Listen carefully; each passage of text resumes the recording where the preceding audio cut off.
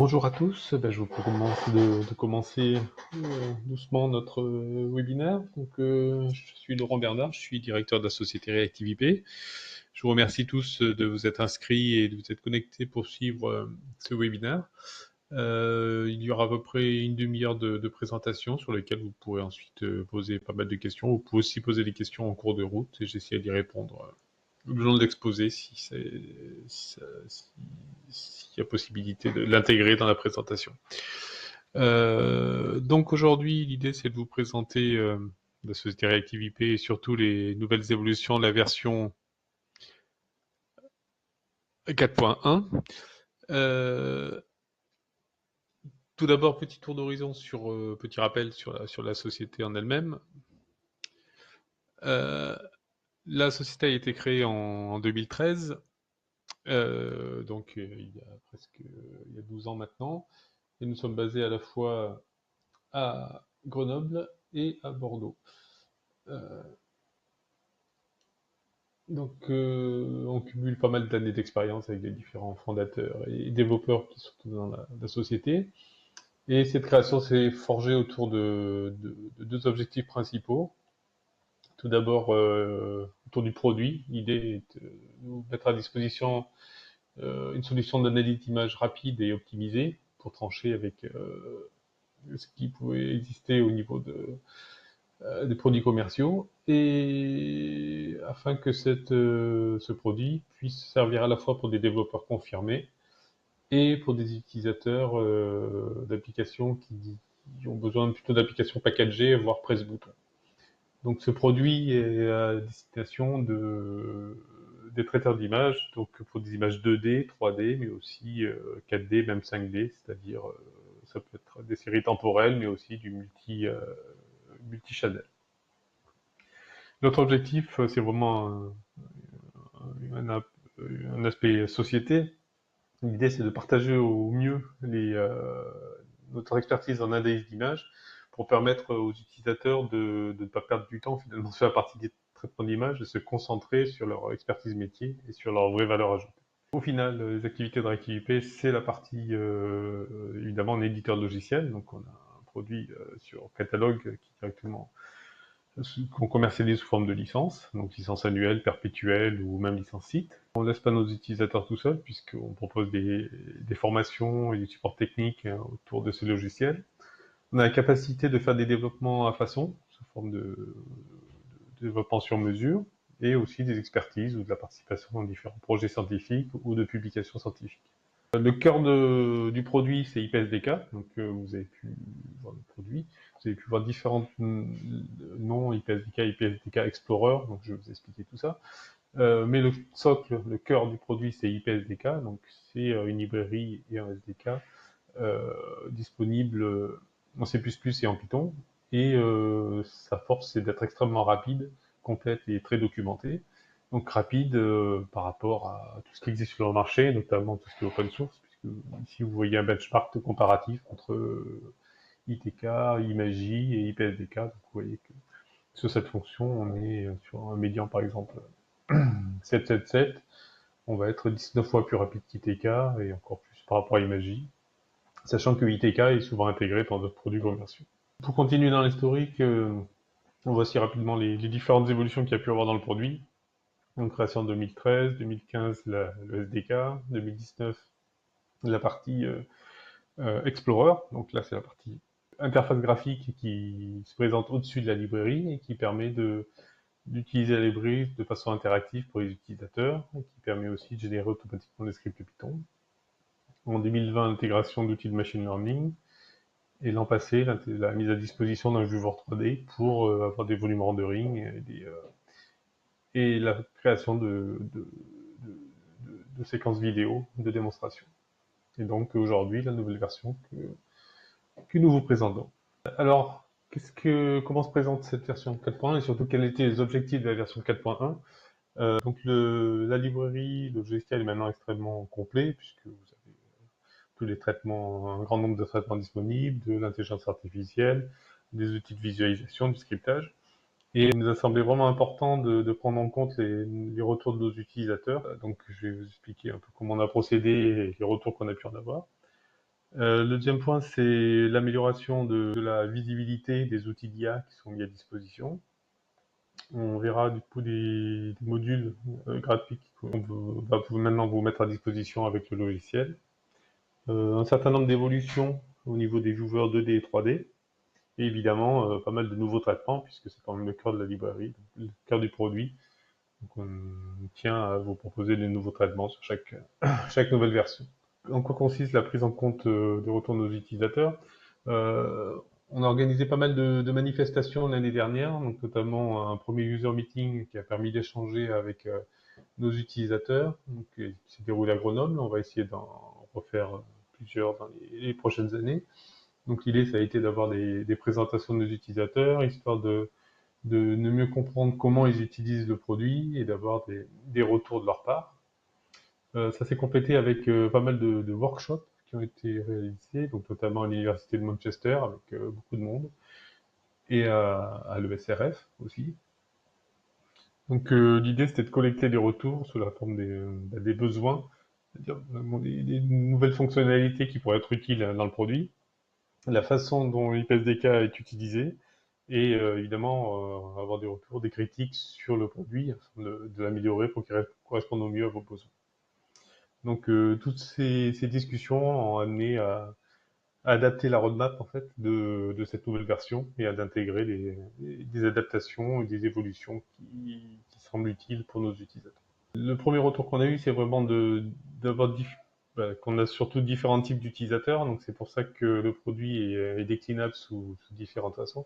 Donc soit le IPSDK Explorer, donc qui se présente de cette façon, avec la possibilité d'accéder à toutes les fonctions de traitement d'image, mais avec la possibilité de filtrer soit des fonctions 2D ou 3D, soit de simplifier l'arborescence avec le système de favoris, mais de pouvoir, avec cette interface, avoir accès facilement à tout le SDK. Mais du coup, en complément, l'idée c'est de mettre aussi à disposition des fonctionnalités en guidant les utilisateurs, de ce qu'on va voir avec les différents modules qui sont mis à disposition, mais aussi des modules qu'on développe sur mesure pour encadrer le plus possible l'utilisateur, pour l'orienter dans les traitements, enfin les paramètres qu'il devra choisir pour pouvoir obtenir le meilleur traitement possible. Et enfin, la partie scriptage, donc soit au travers de l'Explorer avec les générateurs de scripts et l'outil pour créer des macros utilisateurs, mais aussi évidemment l'utilisation directe du SDK, donc en Python ou en C++ pour créer ou pour intégrer les fonctionnalités de traitement dans vos propres produits ou sous forme de routine. Donc, comment ça fonctionne? Donc, IPSDK, Explorer, vous l'avez ici. Donc, on a la possibilité, avec toutes les fonctionnalités qui sont à droite, de construire étape par étape le process qui vous intéresse. Et donc, ce qui est extrêmement pratique, c'est de générer automatiquement le script Python qui correspond à cet enchaînement euh, pour avoir directement les lignes Python qui correspondent à votre traitement. Donc là, vous pouvez voir déjà qu'il y a une évolution au niveau de l'outil de script, l'éditeur de script par rapport à la version précédente. Donc vous avez des numéros, mais surtout des couleurs et de l'autocomplétion qui va vous aider sur la partie développement de script. Et du coup, bah, c'est tout cet environnement qu'on veut le plus simple possible pour finalement écrire des macros sans avoir besoin d'écrire directement du script, du code en Python. Donc, ce que je vous propose maintenant, c'est d'avancer vraiment sur les nouvelles fonctionnalités qui sont dans le produit.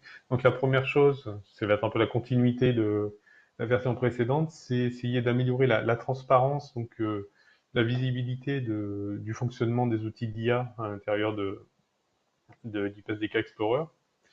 Donc le principal outil celui qui est le plus utilisé dans IPSDK Explorer, c'est vraiment la Smart Segmentation qui permet de classer automatiquement les pixels et les voxels de votre image pour créer ce type de résultat. Donc avec chaque image, chaque pixel classifié par rapport à un type de matériau. Et on s'est aperçu, et c'est ce qu'on reproche souvent au logiciel, c'est que ces outils de traitement basés sur l'IA sont des boîtes noires. Et c'est vraiment embêtant parce que une fois qu'on s'est aperçu que ça marchait bien, la question qui vient souvent derrière, c'est ouais, mais qu'est-ce qui peut me certifier que ça marche bien? Pourquoi ça marche bien? Est-ce que c'est robuste? Il me faut des garanties. On a essayé de prendre le contre-pied de cette boîte noire, et c'est pour ça que vous allez voir apparaître dans les différentes communications transparente à iBox, simplement pour aller dans l'idée pour vous proposer des outils d'IA clairs et maîtrisés, et surtout que ce ne soit pas une boîte noire. Alors, une fois qu'on a dit ça, il faut l'assumer, j'ai envie de dire.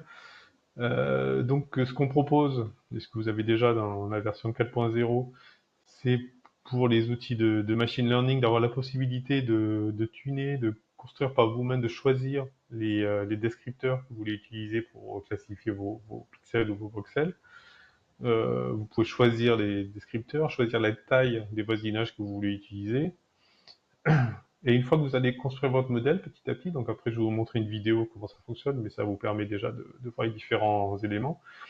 À chaque fois que vous allez construire votre modèle, étape par étape, automatiquement l'outil va vous indiquer pour chaque image, donc chaque descripteur qui est calculé à partir de votre image d'origine, son pouvoir de discrimination par rapport à l'apprentissage que vous avez créé. Et donc, de façon très claire, vous allez voir quelle image a une importance et lesquelles n'en ont pas pour votre modèle d'IA. Et surtout, ça va vous permettre aussi de nettoyer, de simplifier votre modèle par rapport à ce pouvoir discriminant pour garder finalement que les descripteurs qui sont les plus utiles pour votre modèle. Le deuxième outil pour répondre à cette problématique de transparence, c'est la mise à disposition de la carte de confiance. Donc c'est une carte de probabilité qui, à partir des images qui servent à l'apprentissage, de fournir une cartographie de crédibilité, enfin de robustesse de la classification qui a été trouvée. Donc plus vous allez avoir des zones vertes, donc ça va correspondre à un maximum d'arbres qui ont convergé vers cette solution-là. Donc l'idée, c'est d'avoir le plus de vert et le moins de rouge possible dans cette image, dans cette carte de confiance. Et évidemment, c'est toujours dans les zones d'interface entre les matériaux que vous allez toujours trouver un petit peu plus de variabilité sur cette carte de probabilité. Mais cette carte de confiance va pouvoir vous guider et vous indiquer si votre modèle est plutôt bien entraîné ou pas assez entraîné. Donc ça, c'est assez visuel, même si vous pouvez aussi faire des statistiques directement sur cette carte. Et on a rajouté donc dans la nouvelle version, suite à des demandes d'utilisateurs, des données plus analytiques sur les modèles et qui sont basées sur la matrice de confusion. Donc ça, c'est des choses qui sont très documentées, qu'on retrouve dans toutes les bibliographies d'IA. L'idée, c'est que pour un apprentissage, l'utilisateur va pouvoir séparer en deux parties les éléments qui ont servi à l'entraînement. Donc il y en a une qui va être gardée pour l'entraînement et par exemple 20% des éléments qui vont être gardés pour tester le modèle. Et la matrice de confusion va nous indiquer pour chaque élément, chaque voxel, où l'opérateur les a classés, ensuite dans quelle classe le modèle machine learning les a classés. Donc là, vous pouvez voir que ce qui est important évidemment, c'est que sur la diagonale, on ait le maximum de pixels bien classés. Et donc là, vous pouvez voir qu'il y a uniquement un pixel qui a été mal classé par rapport au modèle, ce qui indique que le modèle a l'air relativement robuste. Donc c'est matrice de confusion, on peut en sortir pas mal de métriques, et celui qui est souvent utilisé, c'est l'accuracy, donc qui est ici pratiquement à 100%, puisque pratiquement tous les pixels sont bien classés. Donc cette matrice de confusion, elle va vous permettre de mesurer la qualité de votre modèle, et rapidement de vérifier si l'apprentissage est suffisant et surtout s'il est cohérent. Je vous propose de voir en image comment fonctionne ce module. Donc là, dans un premier temps, à partir d'une image, on peut en utiliser plusieurs. On peut construire le modèle de machine learning. Donc là, c'est la fenêtre d'apprentissage. Donc on crée les différentes classes qu'ils en présentent dans l'image. Et ensuite, pour chaque classe, on marque quelques pixels. Donc l'avantage du Random Forest, c'est qu'on n'a pas besoin d'avoir beaucoup d'apprentissage pour pouvoir créer le modèle. En quelques clics, on a assez d'informations pour créer un modèle qui puisse ensuite être réutilisé sur d'autres images ou sur d'autres parties d'image. Donc là, vous voyez que vous avez la carte de probabilité qui est générée, qui est déjà très cohérente. Et maintenant, donc la matrice de confusion qu'on peut directement générer à partir de l'interface d'apprentissage. Donc là, vous voyez que tous les pixels sont bien classés. Et si vous faites n'importe quoi, donc si vous faites un apprentissage incohérent, automatiquement la carte de probabilité, vous allez voir qu'elle fait apparaître beaucoup plus de rouge et que la matrice de confusion, du coup, est perturbée par ces pixels qui ont été ces informations qui ne sont pas cohérentes au niveau de la création du modèle. Donc ça, c'était pour la partie transparence de l'IA qu'on met à disposition. Maintenant, je vais vous parler des différents modules et la philosophie de nos modules gratuits mis à disposition. Alors, déjà pour bien comprendre l'idée, on peut se poser la question pourquoi payer des modules si vous allez les utiliser une fois par an.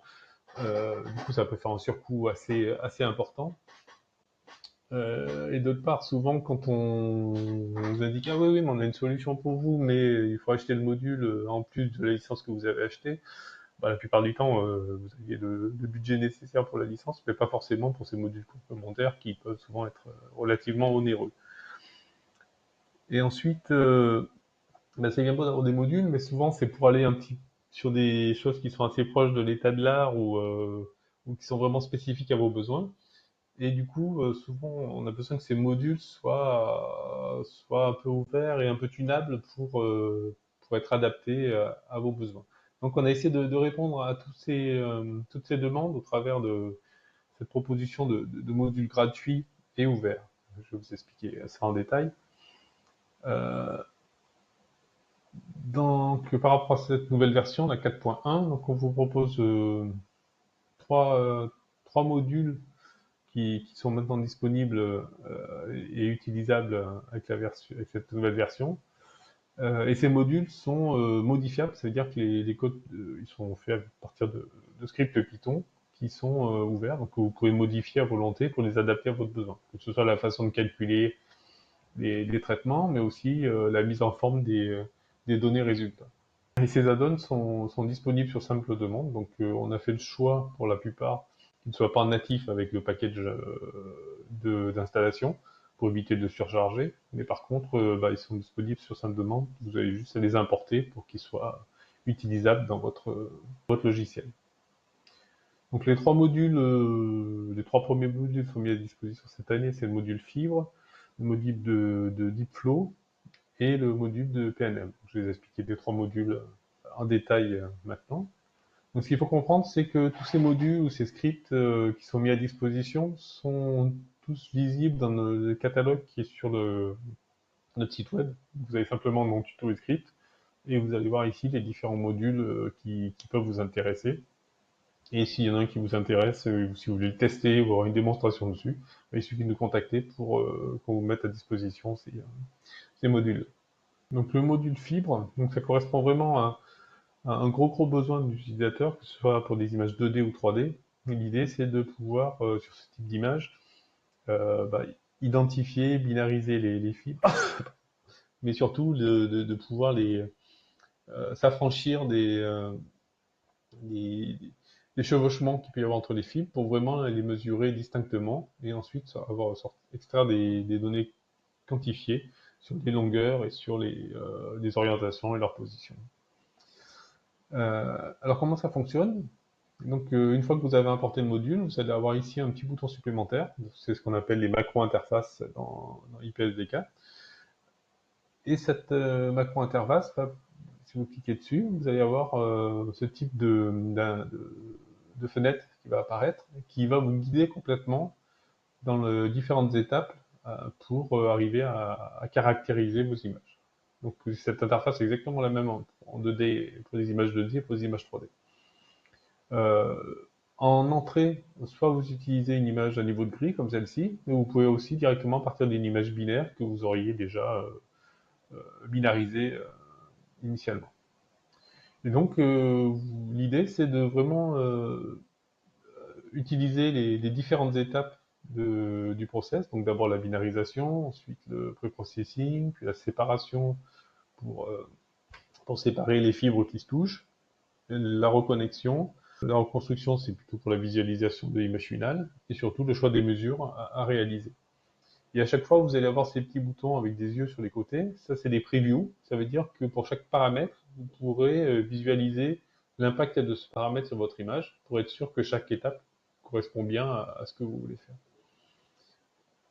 Du coup, euh, vous allez voir une vidéo d'utilisation. Donc là, on a décidé pour la binarisation de construire un modèle de machine learning. Donc c'est lui qui va nous servir à faire la binarisation.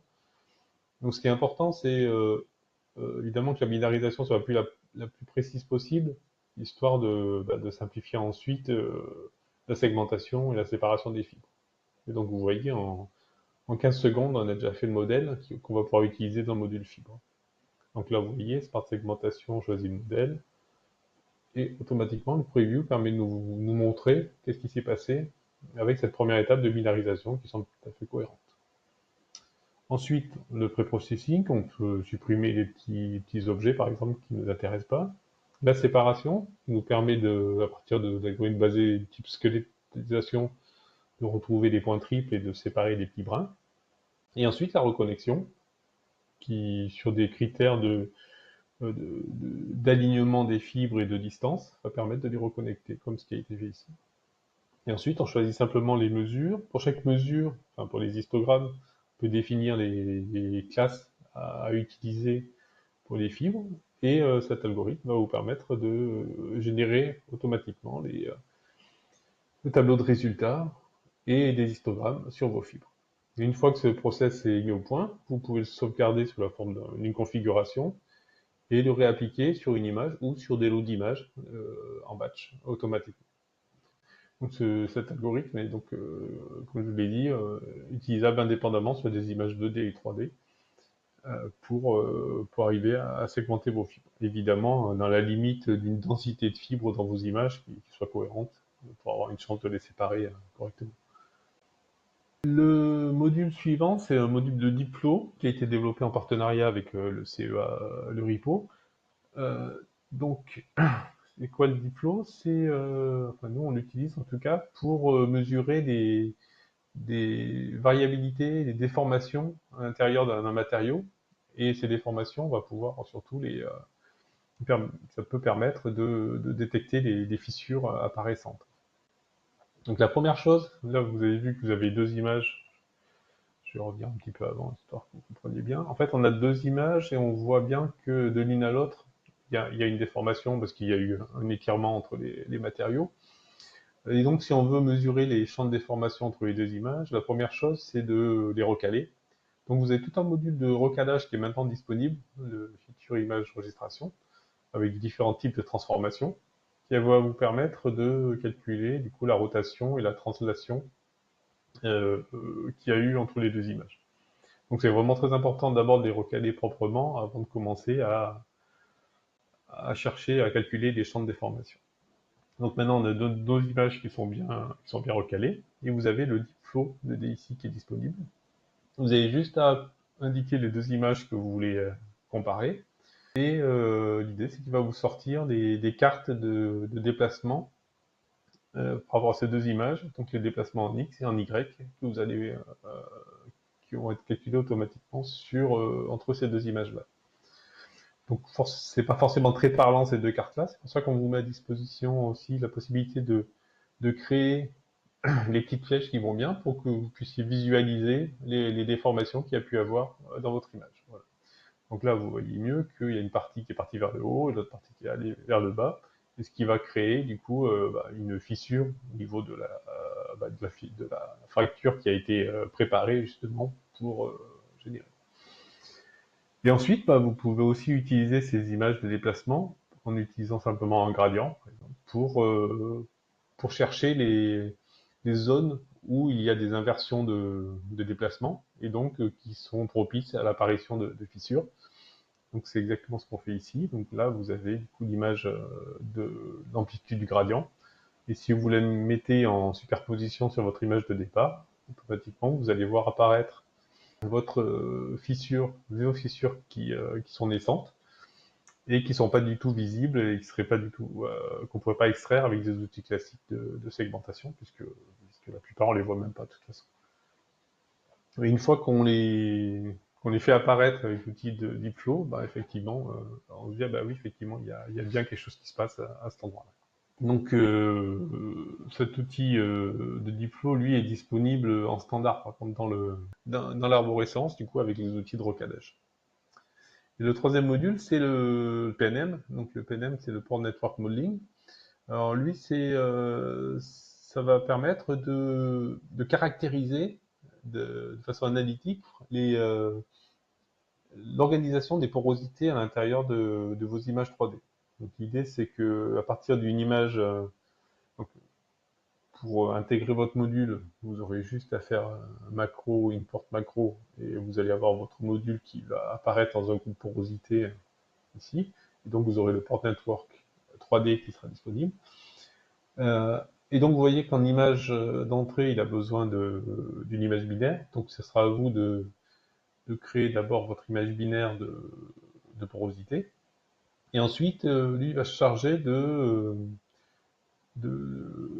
séparer, enfin de chercher les resserrements qu'il peut y avoir dans votre porosité, pour ensuite modéliser chacune des cavités et surtout les distances et les contacts qu'il y aura entre les différentes cavités présentes dans vos images. Donc l'idée, c'est qu'à partir de votre image binaire, vous allez générer votre modélisation de porosité, et ensuite, avec les outils de visualisation, vous allez pouvoir extraire vos grains et positionner ce modèle sur votre image pour vous rendre compte de l'organisation des porosités. Donc l'idée, c'est que plus vous avez des sphères grosses, toutes les sphères correspondent en fait aux sphères les plus grandes qui tiennent à l'intérieur de la porosité, de chacune des cavités.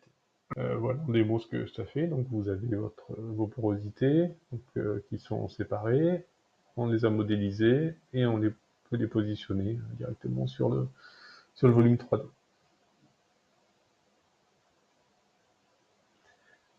Donc la visualisation c'est sympa, mais l'idée c'est que vous avez besoin évidemment de données quantifiées. Donc en plus de cette modélisation, enfin de cette visualisation, vous allez avoir deux tableaux d'informations. Le premier, c'est la liste des différentes cavités qui sont numérotées avec le centre de gravité de chacune d'elles, leur rayon équivalent, et du coup le rayon de la plus petite sphère intégrable à l'intérieur. Et en complément, du coup, la liste des connexions, c'est-à-dire entre chaque, donc à chaque fois vous avez les deux ports qui sont connectés, et la distance entre ces deux ports. Si besoin, si vous rajoutez la surface de connexion ou le diamètre de la section la plus fine, enfin après tous les coups sont permis. Donc c'est pour ça que c'est intéressant d'avoir un script ouvert, parce que il y a possibilité à volonté de les adapter par rapport aux besoins que vous pouvez avoir. Voilà. Donc en teaser, on va dire, l'idée c'est de pouvoir vous développer de plus en plus de modules complémentaires. Ces modules, vous avez compris, hein, ils sont pas forcément utiles pour tout le monde, mais c'est pour ça qu'ils sont pas dans la version native. Mais du coup, pour des besoins un peu spécifiques mais récurrents, ils vont être mis à disposition.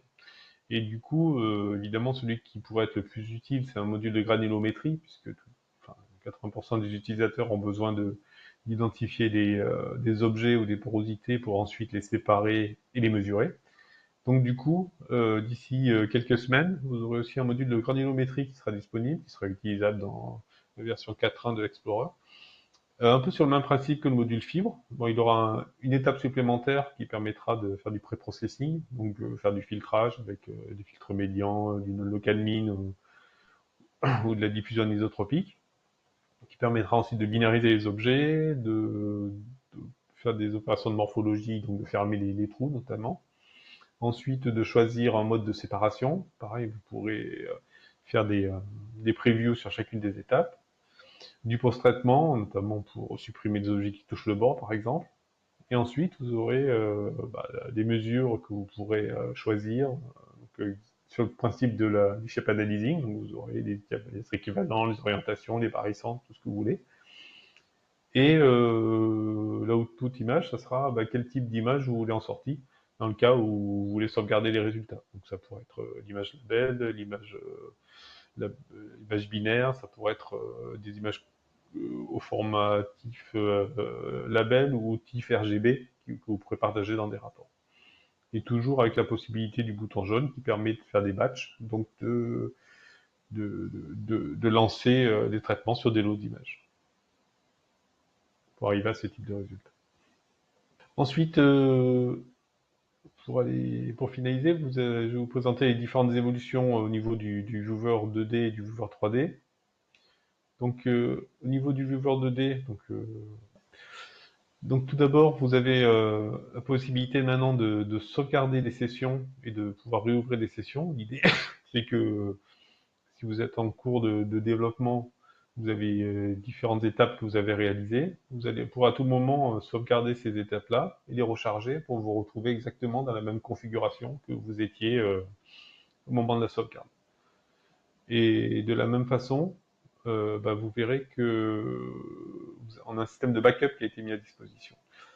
D'autres choses, donc là on a de nouveaux formats qui sont disponibles, donc notamment le TXM et les fichiers .am et les STL aussi qui sont visibles. Au niveau de l'importation d'images, vous avez, avant vous aviez que le XYZ que vous pouvez utiliser pour le chargement de fichiers RAW. Maintenant vous avez en plus le nombre de canaux et le nombre de plans séquences ou images 3D séquences que vous pouvez importer. Donc ce qui vous permet de gérer 5 dimensions. Et vous avez en plus ici la calibration, donc vous pouvez directement fixer la calibration de votre image, ce qui va vous permettre de, si vous lancez des mesures derrière, d'avoir directement des mesures calibrées sur votre image importée. Voilà. Donc là un exemple avec une image 3D plus T qu'on va importer, avec laquelle on va directement appliquer une calibration. Donc vous voyez que la calibration ici est directement mise à jour. Et vous avez en bas, du coup, on voit pas bien, mais deux sliders qui sont disponibles. Un qui permet de jouer sur le plan en Z et l'autre sur le plan en T. Donc qui permet de gérer les 4 dimensions sur votre image de façon assez simple.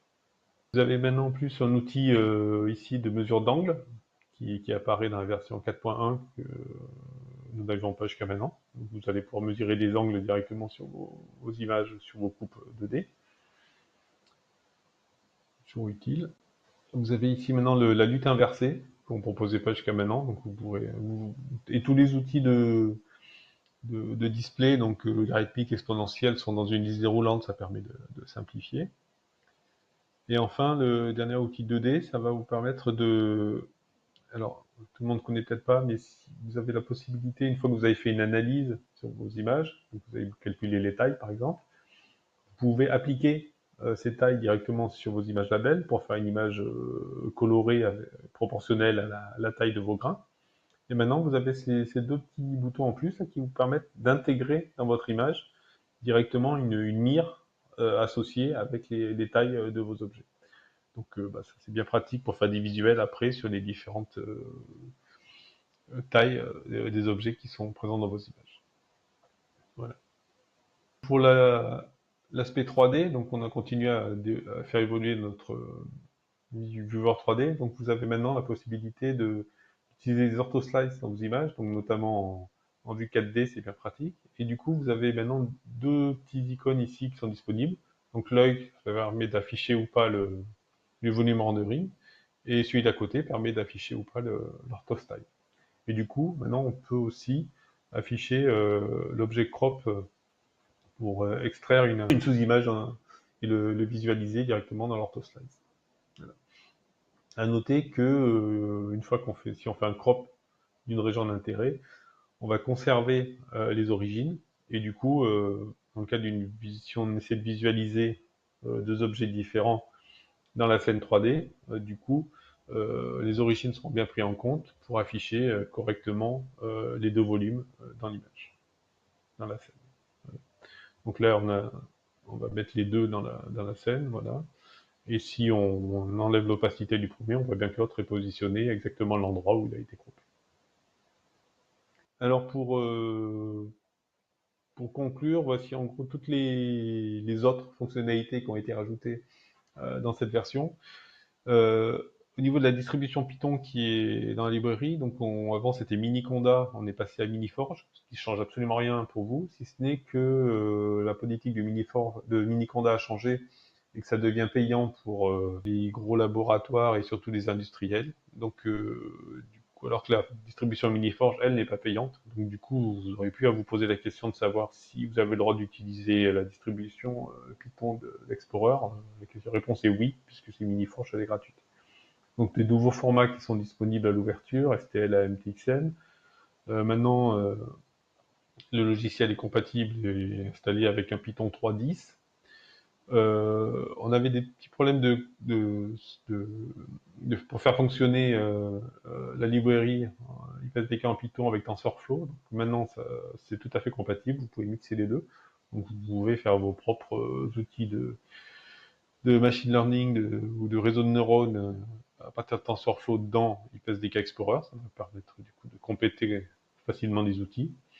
Vous avez tous ces enregistrements de sessions et sous trois formes d'ailleurs, soit en sauvegardant toutes les images, soit en reconstruisant les images étape par étape.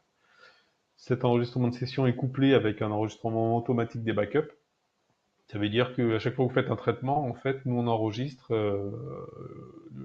le process sur lequel vous êtes en train de travailler, mais uniquement les étapes, ce qui fait que c'est extrêmement léger, c'est complètement transparent pour vous. Mais par contre, si vous avez une coupure de je ne sais quoi ou un plantage, vous pourrez réutiliser ces backups pour revenir exactement là où vous étiez précédemment. Et ensuite, on a complètement modifié l'éditeur de script Python. Vous verrez, il est beaucoup plus confortable, et notamment pour le débugage. Vous aurez la possibilité, si vous avez des plantages, des erreurs dans votre script, simplement en cliquant sur le message d'erreur, de revenir sur la ligne à laquelle vous avez fait une erreur. Ça simplifiera énormément le débugage.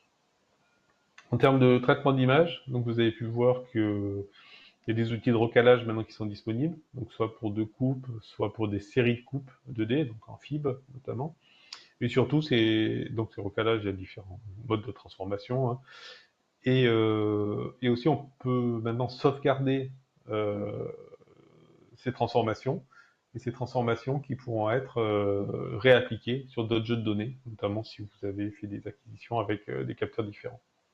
Pour le filtre gaussien, la possibilité d'utiliser un masque binaire, donc ça c'est très utile aussi, notamment si vous avez des plugs, parce que souvent à la frontière du masque, vous n'avez pas envie de faire des moyennes avec des pixels qui sont en dehors de votre zone d'intérêt, justement ça provoque des artefacts assez désagréables. Et du coup, ça permet d'utiliser du coup ce gaussien dans les fonctions de smart shading correction pour notamment enlever des effets de beam hardening que vous pouvez avoir sur vos images. Pour finir, donc on a mis à disposition une fonction label to color qui permet de transformer des images label en images RGB qui sont beaucoup plus faciles à partager.